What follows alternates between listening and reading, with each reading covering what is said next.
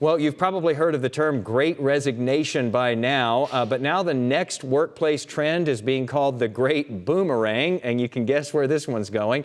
Nearly 1 in 5 people who quit during the COVID pandemic have now gone back to the job they left behind. Here to break down what this means for you is financial expert Derek Kinney.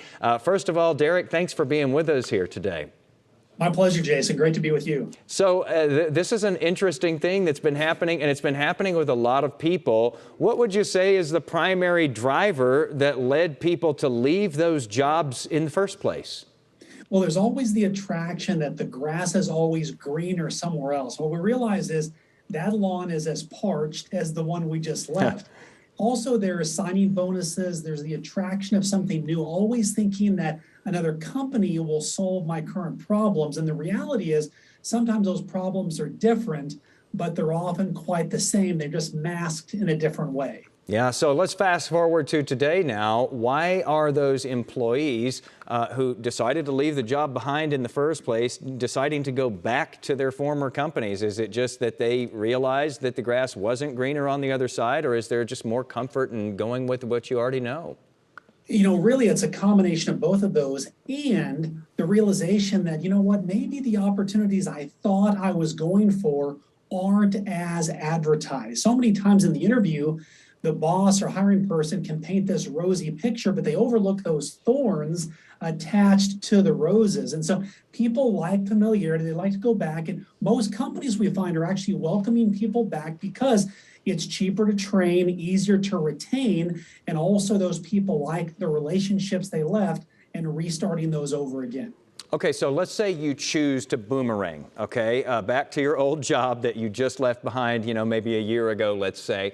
What do you need to do to ensure that this goes better the second time around? I mean, I guess it's not terrible if they're willing to have you back, so you must have left on decent enough terms.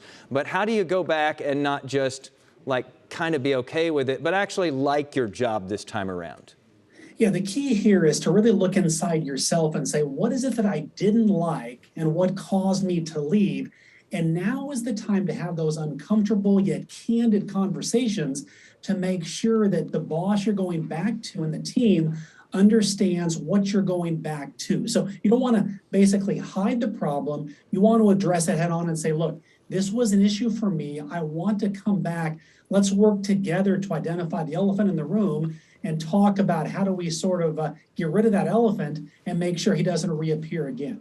So what are the biggest things for employers here to take away, though, too? Because, you know, there's some introspection happening on the part of the employee, but maybe as an employer, if you've seen a number of people leave and then return, do you get arrogant about that and go, yeah, I knew I was the best game in town. Of course you're coming back to me. Or do you try to glean something here that might make your workplace better?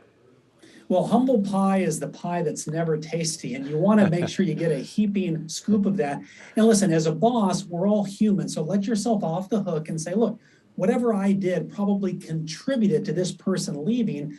You want to have a candid with that person and say, look, I'm not perfect. Give me feedback on how I can better manage and lead you to pull out the most potential from you and keep you here. The bottom line is, as an employer, you're in a game and you want to win this game. And that's how can I spend the least to attract the best employee and retain them? Losing employees is a costly game and one that small businesses simply can't afford to lose right now. Even the big ones, you know, some of them have lost so many people, and you're just paying over and over again to onboard people. You're losing all that institutional knowledge as those people with experience walked out the door. So what you're saying here, Derek, is there something for all of us to learn with all of these changes? It's like a marriage. It's not always her fault. It's typically my fault. My wife will verify that. Good closing argument there. Derek Kinney, author of Good Money Revolution. Thanks as always for being on with us, man. Thank you, Jason. Good to be with you.